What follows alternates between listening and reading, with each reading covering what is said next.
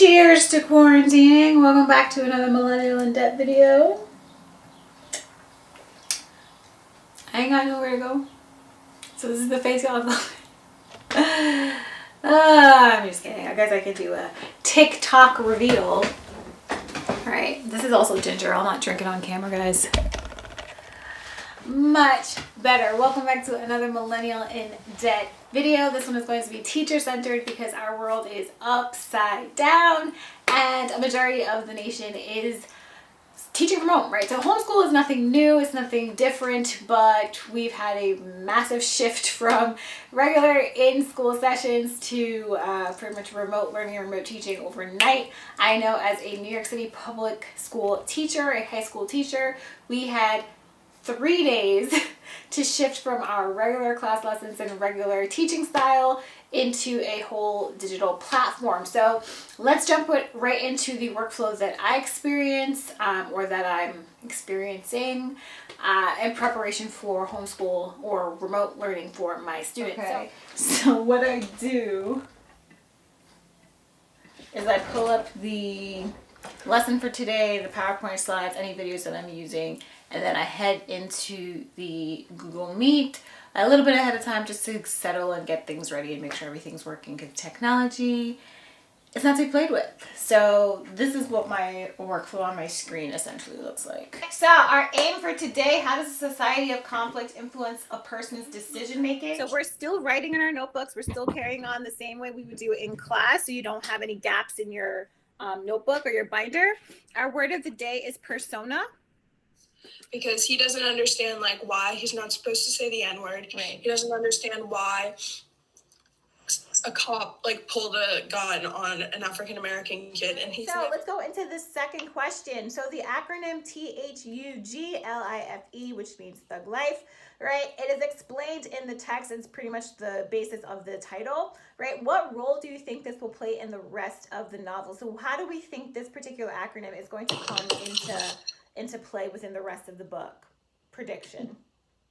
Considering the acronym Thug Life stands for the hate you give little infants blinks everybody, I feel like the role that it'll play in the whole novel, considering that the book is based on the specific quote, because you see the aftermath, the hatred towards Black people, even though the specific officer who shot Khalil, he did. Right, so I wake up around 7 or 7:30, walk my dog, come back in, check any emails from my students, from my colleagues, from my administrators, because we don't have that face-to-face contact. Obviously, there's a huge influx of emails, and it is overwhelming AF, right? So after we go through the email phase of the day, I eat something, I kind of take in a deep breath, and I get the day started. So my school is a Google school, so what that means is we use Google Classroom as a digital platform for our school. We are a performing arts school, so the performing arts teachers don't tend to use Google Classroom, so that has been a big difficulty or a huge shift for both the teachers and the students to go from having the physicality of the space to do their art form to having to do it on a computer. So on Google Classroom, you have a whole bunch of tools to kind of help make the organization of your lessons go really well and to still keep the high level of interaction, engagement, and school work. So what I've been doing is I film, because I'm a YouTuber, I film 4 videos a week for my 2 different classes, so that's 8 videos total. That is not something you have to do. I'm just letting you know what I do. And those videos pretty much walk them through that day's lesson. It also has like still images of our PowerPoint for that day, and then I've given them access to the PowerPoint for the week through Google Classroom. A really big thing to remember, especially because you don't want to overwhelm your students, you can schedule class announcements and class assignments. I did schedule class announcements, but I didn't schedule my class assignments. I am doing that for this week, only because if you post all of your assignments on Sunday night and they have all of these assignments due throughout the week, it can be extremely overwhelming and confusing. So the format that I do is I have announcements scheduled, and I'll show you my workflow right here. I have announcements scheduled. Each announcement goes out at 8 a.m. every single day for both my AP literature class and my 9th grade English classes. And that announcement has a link to the YouTube video that describes today's lesson. So in that video, I explained to them where they have to go to do certain things because we are using Google Chat as well. I tried to look it up and see like what are the differences and similarities. I wasn't really successful in my search, but I'm not sure if Google Chat, Google Hangout, and Google Meet are all similarly the same thing. I know when I use Google Chat for my students' do nows. So every day at 8 a.m. when the announcement goes live, I also post the do now question in Google Chat so that this way they can speak to each other, they can at each other very similar to how they do on Instagram or Twitter or TikTok as well, I don't know. And they can respond to each other and add on to each other's comments, very similar to how we would do it in the classroom. Then after their do now on Google Chat, they often shift towards Google Classroom to complete whatever classwork assignment is for the day, because I am still giving them class participation points for the week, which is what I do normally in school. So that is how we're using the platform Monday through Thursday. On Fridays, we are having live sessions, so that's using Google Meet.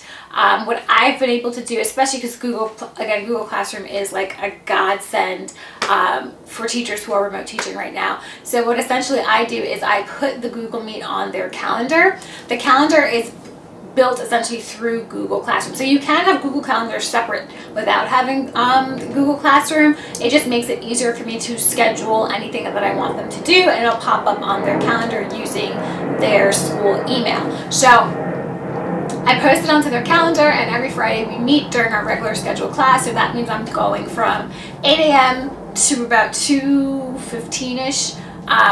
Not straight through, but pretty much straight through. Whatever I would do in my regular school day is the same schedule we have on Fridays. This way we can kind of have face-to-face. They can see each other, they can talk to each other, we can have an actual live session. And using Google Meet, I'm able to share my screen and show them what I'm looking at, show them my PowerPoint slides, show them whatever it is that I need them to visually see. The only issue that I had this past Friday actually was when trying to play a video. I wanted to show a clip because we were analyzing Dear White People because we're reading The Hate You Give.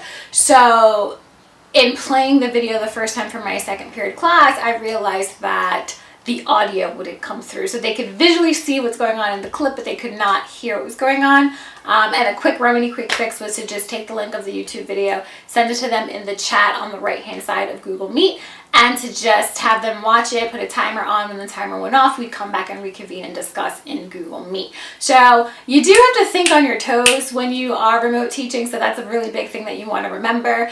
And technology, though it is our friend, sometimes will kick out at the worst possible time, but it's really important, especially during this chaos and this pandemic, to give yourself some mercy, give yourself some grace, and you'll find that the students are a lot more patient and very helpful when tech is going awry.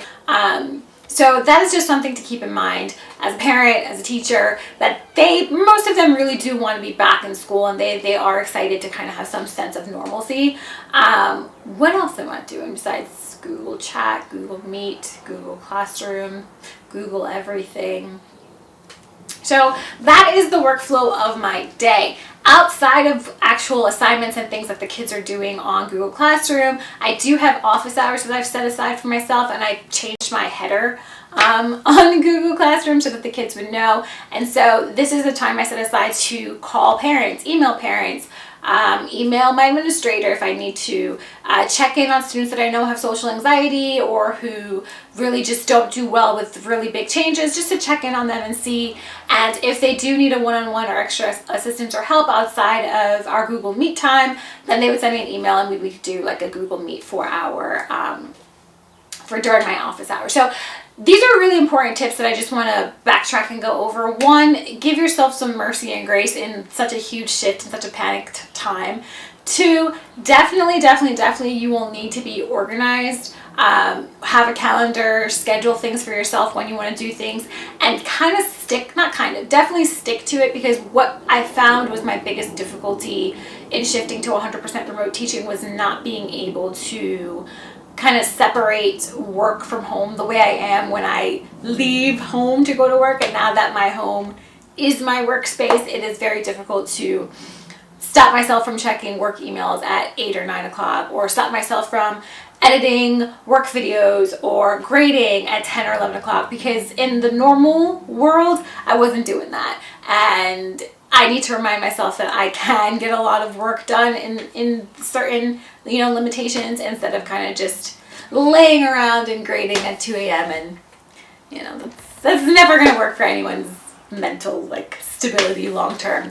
Okay. The third tip is to use the resources you have. There are so many resources that are available that have popped up out of not nowhere, but popped up and are really at the forefront of people's thoughts on social media platforms. So I have listed a few down below that I've seen. Obviously, if you know any more, please feel free to leave them below for any teachers that might stumble onto this and are struggling. I know Teachers Pay Teachers has a lot of things that they've been offering for people who are shifting into remote teaching. So use all of the resources available to you, and don't feel like you're stupid or slow or old school if you didn't know it. There are things that I'm learning. I just learned about the scheduling on Google Classroom this week. So it doesn't matter how old you are. It doesn't matter how difficult or how easy this is for you. It's really a community effort to kind of make sure that our students are getting the same level of education or engagement and discussion and face-to-face with us as possible. So if you're learning something new,